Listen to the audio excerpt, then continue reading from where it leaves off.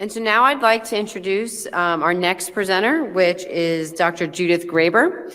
Dr. Graber is an occupational and environmental epidemiologist and the principal investigator for the Firefighters Cancer Prevention Study, or CAPS. CAPS is a partnership between public health researchers and the fire service. The goal of CAPS is to understand cancer risk factors and prevention activities in volunteer firefighters in order to inform programs that improve firefighters' health by reducing their cancer-related disability and death. So without further ado, Dr. Graber will be presenting virtually. Thank you so much for the opportunity to talk about diet and exercise of agents of cancer control and prevention in this really exciting session on total worker health. And thank you to the conference organizers for inviting us here today. First, a quick note about funding and conflicts of interest. We have a lot of funding through FEMA. We were also funded for much of what I'll be presenting today in terms of findings by the Robert Wood Johnson Barnabas Health System and Cancer Institute of New Jersey, and our research team has no conflicts of interest to declare. So what I'll talk about today in my 15 minutes is what is the Firefighter Cancer Assessment Prevention Study, or CAPS. I'll talk about our approach to cancer causality and prevention among volunteer firefighters. I'll present some preliminary findings, and then I'll talk about where we're going. So the Firefighter Cancer Assessment and Prevention Study, or CAPS, has the goal of understanding exposures in volunteer firefighters that might put them at increased risks of cancer. And these include firefighting exposures, but also behavioral and occupational risk factors. And we collect that information using a survey. And we also collect blood and urine to look at biological markers of exposure. We do this in the context of our close partnership and collaboration with the National Firefighter Cancer Cohort Study, the FFCCS. And our long-term goal is to inform a holistic approach to firefighter well-being in order to improve their safety and health and that of the communities they protect. And that's why we're in this session, because we don't just look at firefighting exposures, although we do focus on them, right? So our primary focus here is understanding how firefighting exposures in volunteer firefighters might put them at risk for increased risk for cancer. But this all happens in the context of people's lives and other potential risks for cancer. Right? We all come into this world with a genetic or family history blueprint. Some of us have a higher risk for cancer when we come into the world genetically, some of us a lower risk, but we all have some level of risk for cancer. And then there are, of course, these modifiable or changeable risk factors. There's alcohol and tobacco, physical activity, so important to firefighters in terms of maintaining their safety. Of course, we know that exposure to the skin can increase our risk for, exposure to the sun can increase our risk for skin cancer. And then so very important for volunteer firefighters, their jobs, right? So exposures like asbestos and welding, they can also increase risk. So all of these things can increase risk for cancer. And this is so important because cancer, the formation of cancer, happens in stages. And it's sort of broken down into 3 stages. There's the initiation stage, and this is the stage where one cell, just one cell, gets damaged and becomes cancerous. And that damage can happen from some of these firefighting exposures, okay? But it could also happen from some of these other exposures. And then the important thing here is that those exposures keep happening, and there's a promotion process where this one bad cell, this cancerous cell, expands. Right? And what we want to do is be able to intervene at these points. So this initiation doesn't happen, and if the promotion is happening, it stops. Because at some point, this progression is just going to go, whether or not you stop the exposures. So we have to understand what the exposures are so that we can help prevent cancer from forming. And so risk factors for cancer vary geographically in the United States, which is important, and I'll talk about why for firefighters in a minute. But this is obesity, and you can see it has sort of a higher percent of people are obese in the middle of the country. And this is smoking, and you can see there's a slightly different distribution for higher rates of cigarette smoking than lower. Both very important factors for cancer in the United And the cancer distribution also, as you might think, differs, right? This is prostate cancer, lung cancer, and colorectal cancers.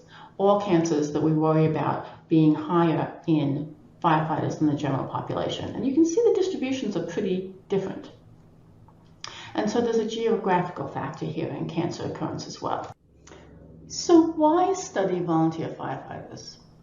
Well, as you're all aware, in the U.S. Fire Service, about 67 or 2/3 of firefighters serve as volunteers. Now, volunteer and career fire departments tend to be located in very different places. Volunteer fire departments tend to be in less densely populated, more rural areas. So they, because of that, cover a smaller percentage of the population, about 1/3 of the U.S. population.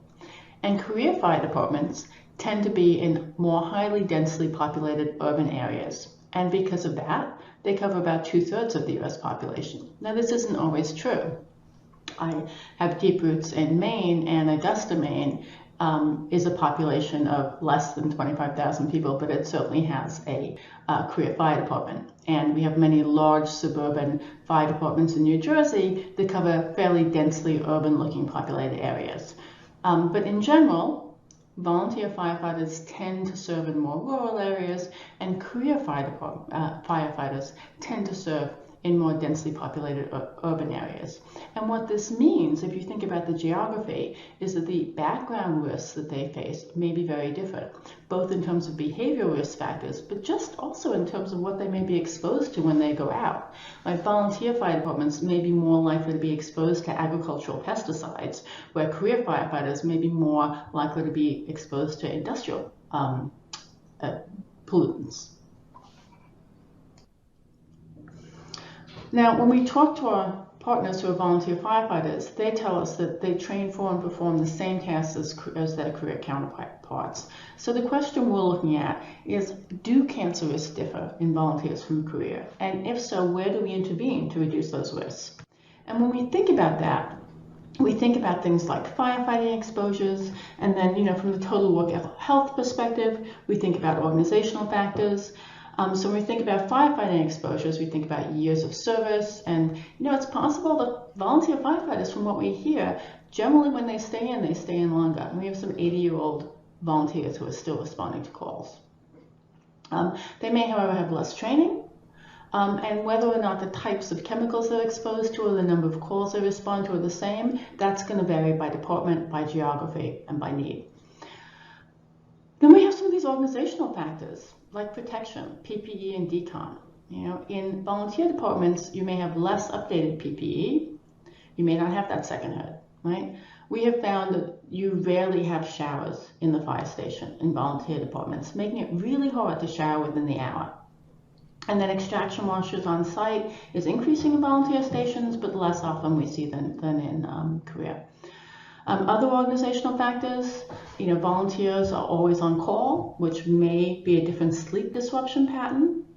And then access to routine healthcare monitoring is very different. So for volunteers, certainly there's the entrance exam, but the routine exams after that for firefighting are much less certain than a career firefighter. Okay, and of course this all varies by geography and resource. And so the approach we take to the Firefighter Cancer Assessment and Prevention Study, or CAPS, is a community-based participatory approach. And that means we form these close working relationships with fire departments. And our first relationship was initiated by Tom's River Fire Department after attending one of these national meetings. Brian Kubiel, the District 1 Administrator, and Chief Golden, the then former District 1 Chief, asked Rutgers to work with them to develop a program to begin to understand and address cancer in firefighters and to include volunteer firefighters. And that's how CAPS began, but that framework of a close working relationship with volunteer fire departments is how we continue from there. So I do want to talk about what we found in our first work with one large suburban volunteer fire department. Again, we used the National Firefighter Cancer Cohort Survey, which was mostly used before for career firefighters, so we adapted it for use in volunteers. It collects information on demographics, firefighting experience, occupational history, and health behaviors. And in this talk, I'll let you know what we found so far about exercise and nutrition. So I'm going to present some results from our preliminary work with one large fire department. We enrolled 126 active members of this fire department, and by active I mean they were responding to calls in some capacity. Of these 126, the average age was 45 years old. The range was 20 to 82, and again, responding to calls. And in terms of average years of firefighting, it was 20. So again, this may be speaking to the longer years of service of volunteer compared to career firefighters. Like the U.S. Fire Service, the majority were male and non-Hispanic white. About 2/3 had some college or a college degree. 85% were currently employed, not firefighting, but currently employed. And a little less than 20% had been or were currently career firefighters. So I'll talk about both physical activity and diet. The work I'm going to present here on physical activity is led by my doctoral student, Nimit Shah. So I'm just going to present 2 points here. One is on body mass index, which is an indicator of weight compared to height, and aerobic capacity. And aerobic capacity is about how well your body carries oxygen, so it's a measure of cardiovascular fitness. And so what we see here is for body mass index, we see about 14% are in the normal range. Now this is the NFPA standard. They recommend a normal range for firefighters, and then 86 or 87% of firefighters in this study didn't meet that. Similarly with aerobic capacity, it's measured by METs, which are again a measure of oxygen carrying capacity in the blood or cardiovascular fitness. The mean here was 9.5, but recommended is 12. And we saw that over 75% of the members of this fire department did not meet the NFPA recommendations. So both in terms of body mass index and aerobic capacity, a majority of these members of this fire department who were responding to calls did not meet these recommended levels. And we also thought, well, is there a difference depending on how long you've been doing firefighting? And I'll just show you the aerobic capacity one, and yes, indeed. Again, this was who met it was 23%, and then you can see among the folks who had less than 10 years of service, almost everybody is meeting this bar for aerobic capacity, but as time goes on, those folks who have been in the service longer are less likely to have met that level. I'm to also show you some of our results on diet intake and compare them to the U.S. dietary recommendations. And this is work done by Payal Kadawar, who recently graduated with a master's in public health. So what we did here was the initial survey had collected information on diet using a standardized dietary screening questionnaire, collected information on the fruits and vegetables, added sugar, dairy, calcium, and whole grains. And this is a fairly complicated process to actually calculate those from the information we collect, but she did it. And what we did then is we compared the U.S. recommended daily intake to what these folks who answered the survey, the 126 members of our volunteer fire department, did, and we found that they had lower average intake of fruits and vegetables and whole grain and fiber, and higher intake of sugar and calcium. So overall, a kind of big picture of potentially not a healthy diet. So what we found then is that national recommendations for physical fitness and diet were not met among members of this volunteer fire department, especially among those who had less than 10 years of, more than 10 years of firefighting service. And it's really important because poor physical fitness is going to increase risk for cancer, as well as the other major health issues we think about with firefighters, cardiovascular disease and injury. Right? So this is really concerning for the long-term health and safety of firefighters as well as the communities that they serve. And I will say that this is consistent with studies in career or paid firefighters. So this is one volunteer fire department. We need much more information from a wide diversity of volunteer firefighters across the country because volunteer fire departments vary so much and often just vary by how they're defined by the communities they serve. So we have been so lucky and we're so grateful to have gotten a 3-year funding to expand this work through a FEMA Fire Prevention and Safety grant, a research and development grant. The goals of this are to expand the characterization and understanding of cancer risk among volunteer firefighters, and also to understand how firefighting and other cancer-related exposures are similar to and different from those of career firefighters. And so with our new CAPS FEMA project, we plan to accomplish these goals by enrolling about 600 active members of volunteer or combination fire departments. These volunteer firefighters will be from New Jersey and other places in the United States. Of course, we're going to begin by expanding our work in New Jersey, where we started. And then we will also partner with fire departments in Maine, Virginia, Tennessee, Kansas, and Washington State. And we'll be doing this with some academic partners. We're very excited that our work in New Jersey has been going well for the first 6 months. We've already enrolled over 200 volunteer firefighters in New Jersey, and we're very much looking forward to the next year where we should complete enrollment and then be able to do a follow-up visit with everybody. And so I'll just end by thanking and pointing out all of our research partners at Rutgers, our volunteer fire department members, our research fire department members, and of course our strong relationship and partnership with the National Firefighter Cohort Study. I'm very much looking forward to discussing our work and our directions with you. Thank you again for inviting me here today. Thank you so much, Dr. Graber. It's always great hearing from you. I love the work you're doing, especially with the volunteers. So one of the first questions I wanted to bring up, we heard from Dr. Cabal Martinez about implementing total worker health. Is this something that you think would be possible to do with volunteer firefighters? And if so, what do you foresee as some of the challenges of implementing total worker health with the volunteer firefighters? Well, thank you so much for having me here, Natasha, and such an exciting session. And that's a great question. There are unique challenges in volunteer fire departments. Most volunteers serve on call, and so they are at the fire station often weekly or monthly for meetings and training. And so I think it takes more planning, more effort, more engagement across different levels. The organizational level, the municipality has to be willing to support change in program, and also improving the support structure of firefighters. So, as Dr. Cabal Martinez mentioned, they're going to be doing a lot of physical activity and eating and other health behaviors at home. So really engaging that firefighter spouse and family and community. Great.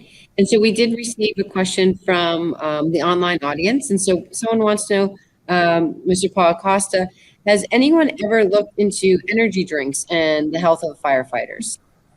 That is such a wonderful question. I have not seen anything on energy drinks in firefighters, and I think that's certainly something that we could think about, even possibly adding to a survey. Right now, we don't ask that specifically, but I think it's a really interesting question. Yeah.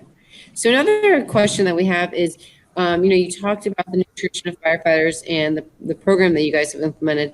Have you seen any difference in diet and nutrition among the volunteer firefighters, depending on where they live? So, if they live in a rural area, the suburban environments, and have you seen any differences there? We are too early in our work to be able to say if we see any difference, but that is exactly the kind of question that we're looking at. I will tell you that firefighters that we've worked with so far are very aware of their diets. We had been bringing pizza to some of our meetings, and we were asked to bring more healthy food, so we did. Those are the kind of questions that I think are really going to inform where we can see these places to help work with our communities to improve health. Great. Another question that we had come through is, given that the volunteer firefighters have multiple jobs or, another primary job, do you see any variation in their diet, with their primary job compared to their work as a firefighter or volunteer firefighter? And that's so interesting because it is very much that intersection between the occupational total worker health and the firefighter total worker health. We have not yet looked at that level of detail, but again, a really interesting place to explore. And what are some questions that have come out from the firefighters? I know you guys have done a lot of formative work, a lot of focus groups, interviews. What are some of the main concerns that some of the volunteer firefighters have brought to your attention? We hear the same concerns from volunteer firefighters that we hear from paid or employed firefighters. We hear them concerned about the kinds of exposures they have at the firehouse from diesel. We hear them concerned about exposures on the fire ground. We hear them concerned about not having two hoods. They're very concerned about resources. Many volunteer fire departments may be less resourced than some of the career fire departments, so they may not have that second set of gear. I was just talking to a rural fire department yesterday, and the chief was saying, we'll never get a second set of gear from our municipality. We're just, we're a small rural town, and that's not going to happen. So I think those are some of the challenges and concerns that volunteer firefighters have. Well, that's great.